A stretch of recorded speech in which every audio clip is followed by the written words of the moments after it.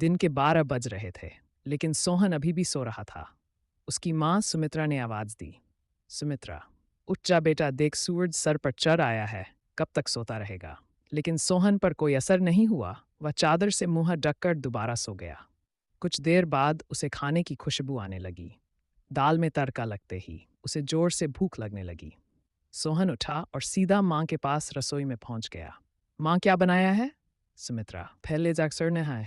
दाल चावल अब बनाए हैं। दाल चावल सोहन को बहुत पसंद थे। वो फटाफट आंगन में गया और हैंडपंप से बाल्टी भरने लगा। इसी बीच उसे याद आया कि उसने दांत तो मांजे ही नहीं। उसने फटाफट मंजन लेकर दांतों को रगड़ लिया और मगा साबुन लेकर बैठ गया नहाने। जल्दी से नहाकर कपड़े पहनकर रसोई में पहुंच गया। तब तक खाना तैयार हो चुका था। माँ ने खाना परोस दिया। खाना बहुत ही स्वादिष्ट बना था। सोहन ने भरपेट खाना खाया। वह खाना खाकर उठा तो माँ ने टोक दिया, अब कहाँ चल दिया? मान लगता है खाना कुछ ज्यादा ही खा लिया, बहुत तेज नींद आ रही है, मैं तो सोने जा रहा हूँ। हे भगवान, अभी 1 घंटे पहले ही तो सोकर उठा है। तुझे बस सारा दिन यही काम है, उठो, खाओ और सो जाओ। तुझे पता है तेरे पिता खेत में कितनी मेहनत करते हैं, तब हमें 2 वक्त की रोटी मिलती है। कुछ नहीं तो जाकर उनकी मदद ही कर दिया कर। उनके लिए खाना ले जा, मैं अभी तैयार कर रही हूँ।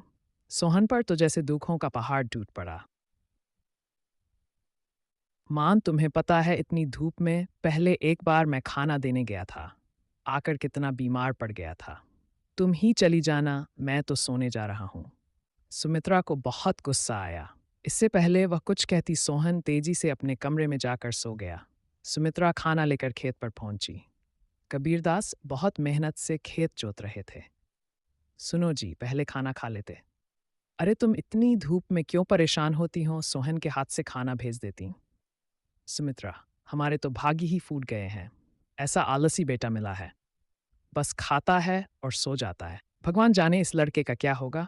कबीरदास, चिंता मत करो, एक दिन सब ठीक हो जाएगा। सोहन के माता पिता सोहन की आदत से बहुत परेशान थे। वह कोई भी काम नहीं करता था, बस सारा दिन सारी रात सोता रहता था। एक दिन सोहन के पिता ने कहा, कबीरदास बेटा, मैं खाद और यूरिया लेने शहर जा रहा हूँ, 2 दिन लग जाएंगे। फसल तैयार होने वाली है, सुबह खेत पर चले जाना और सारा दिन वहीं रहना, शाम को खाना खा रात को वहीं सोने चले जाना। कहीं कोई जानवर खेत में न घुस जाए या कोई हमारी फसल को नुकसान न पहुंचा दे। पिताजी, मुझसे ये सब नहीं हो पाएगा, आप माँ को बोल दीजिए। नालायक, खेत की देखभाल आदमियों का काम होता है। अगर मुझे पता लगा तू खेत पर नहीं गया या फसल को नुकसान हो गया तो तेरी खैर नहीं। सोहन डर गया।